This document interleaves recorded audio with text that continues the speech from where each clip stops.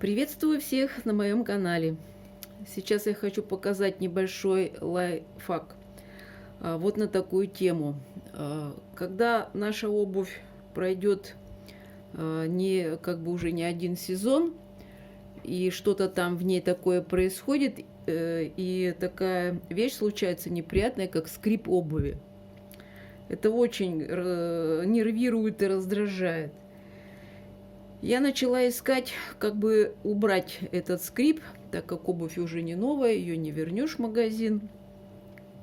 Вот, пересмотрела разные моменты, пыталась закачать туда растительное масло, посмотрела, какая стелька, пыталась создать влажность, ничего не помогало. Тогда я нашла вот такой совет, который и оказался самый действенный. Что для этого потребовалось? Значит, вот у меня вот этот вот сапог, он очень сильно скрипел. Значит, я убрала стельки, которые эти были. Ну, бывает, я не знаю, там давали советы, что бывает стелька скрипит, но стелька, я и со стелькой, и без стельки пробовала, скрип стоял, хоть так, хоть не без стельки. Значит, максимально отогнуть у сапога вот этот верх весь. И, значит, вот такая вещь, как вот эта вот смазка ВДшка. Тут даже вот написано, устраняет скрип.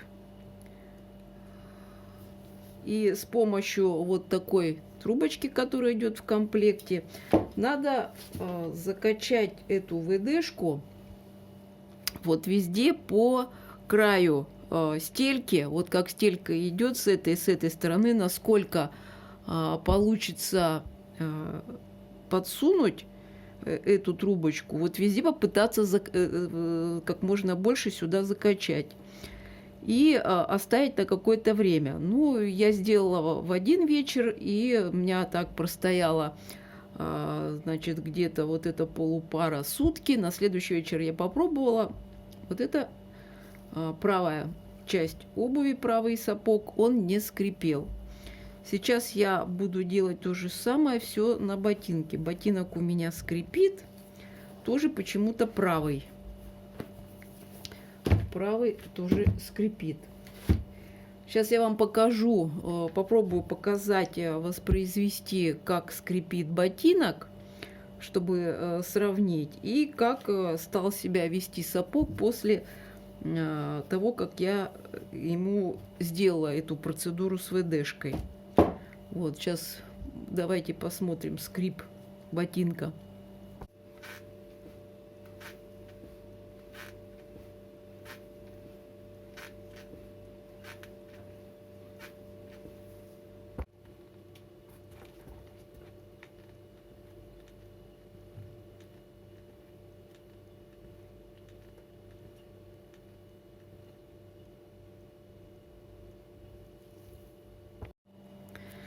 Так, ну вот, теперь надо устранять этот скрип. Значит, что я буду делать? Делать, значит, буду также аналогично все. Лучше всего все убрать, все шнурки, потому что это все будет как бы препятствовать более такому широкому доступу. Поэтому лучше все убрать максимально, если есть молния, расстегнуть, стельку вынуть.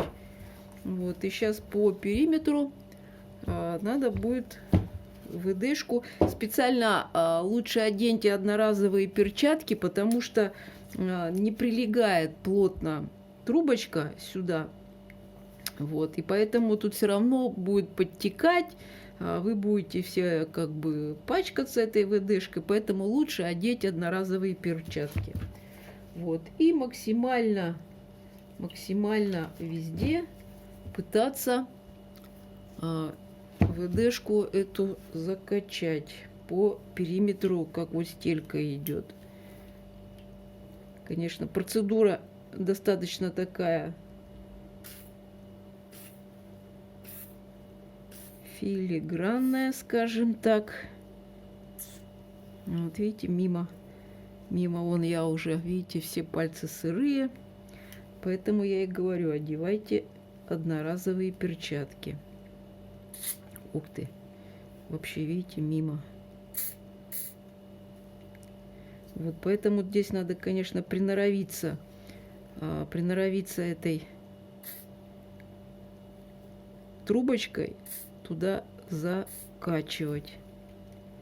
Вот с одной стороны хорошо у меня как бы пошло, а с другой стороны не очень. Вот, поэтому здесь надо и ботинок покрутить в разные стороны, где найдете вот это положение. Не всегда выходит. Ну, вы поняли как бы суть самого принципа.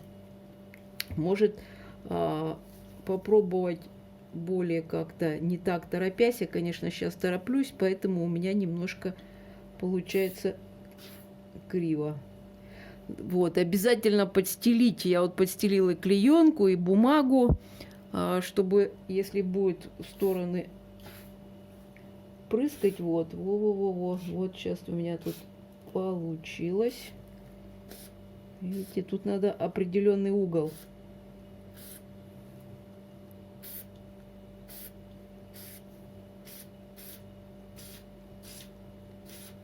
И оно за сутки пропитается. Вот видите, удалось, не знаю, видно, нет, вот как была где-то сухая стелька, а где-то вот она уже пропиталась ВДшкой. И вот она за сутки постепенно, может, конечно, и меньше надо, но у меня сутки стояло.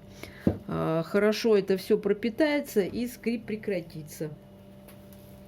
Вот такая вот у меня получилась хорошая вещь, как устранить скрип в нашей зимней обуви.